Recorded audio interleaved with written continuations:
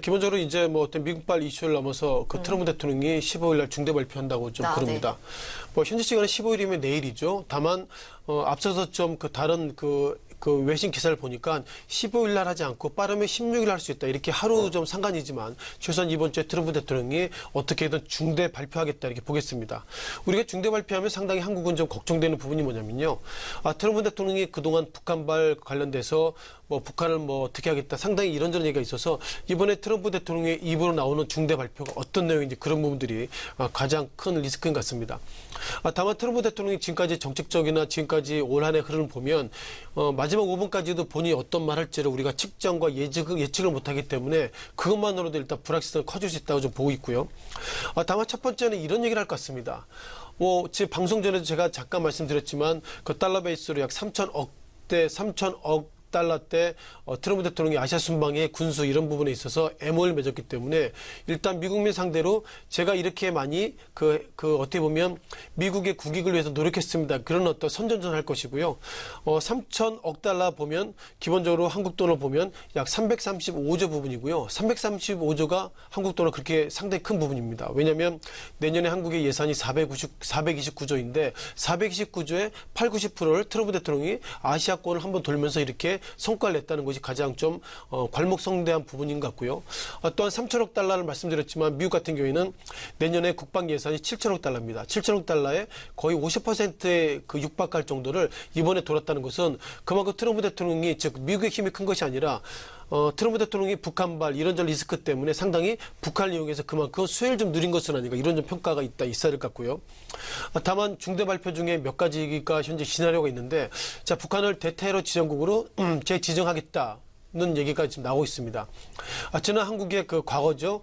칼 그 폭파 사건 때 그 다음 주에 미국이 북한을 대테러 지역으로 지정을 했고 그 이후에 미국이 풀었습니다만 다시 한번 재지정하게 된다면 북한이 어떻게 나올까 그런 부분들이 우리는 뭐 또 다른 리스크로 일단 좀 고민을 좀 해야 될 것 같고요.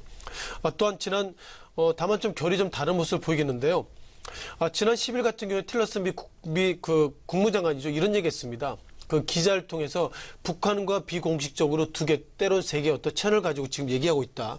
그렇게 11월 12일 날 그것도 미국의 국무장관 얘기하고 있고요. 그 다음날 트럼프 대통령과 관련돼서 트럼프 대통령이 이런 얘기했습니다.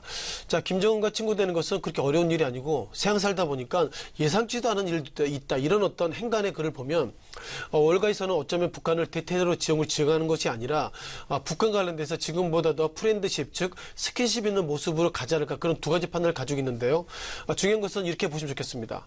다만 북한은 이와 관련돼서 좀 세련된 표현을 하고 있습니다. 과거에는 북한이 그 트럼프 대통령 상대로 정말 그게 그 인신공격에 대한 표현을 썼는데 예상보다 트럼프 대통령이 일본 강국에 오면서 북한을 좌시하지 않겠다 이런 평가가 있음에도 불구하고 북한이 미국을 상대로 예상보다 세련된 그리고 절제적인 언어를 쓰고 있다고 그래서 시장을 좀 파악하기를 좋아하시는 분들은 이런 행간의 흐름을 보면 트럼프 대통령이 북한을 상대로 상당히 좋은 얘기를 할 수 있다 이런 코멘트를 가지고 있는 것 같습니다. 다만 제가 드리는 의견은 또 약간 색다른 부분인데요.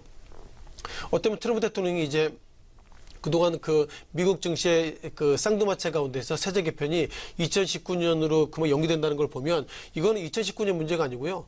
세제 개편 앞으로 할 수 없다. 이것과 실은 같은 말입니다. 그만큼 세제 개편을 법인세를 35에서 20%로 인하한다면 그만큼 쉽게 말씀드려서 미국 정부가 국세를 그만큼 국세가 그만큼 결손이 나오고 있는데 그것을 어떻게 커버할까 그런 부분들이 지금 답이 없기 때문에 일단 내년도 말고 내후년까지 미루자라는 평가를 가지고 있고요.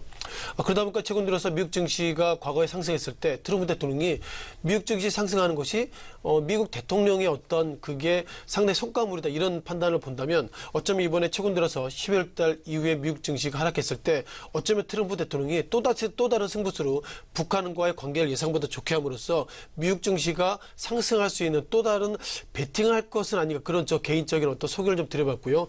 다만 그럼에도 불구하고 트럼프 대통령이 예측 불허하기 때문에 어떤 코멘트가 미국 시간으로 15일 때로 16일 날 나올지 몰라도 일단 그때까지는 무엇보다 불확실성이 커지겠다 이렇게 말씀을 드리겠습니다.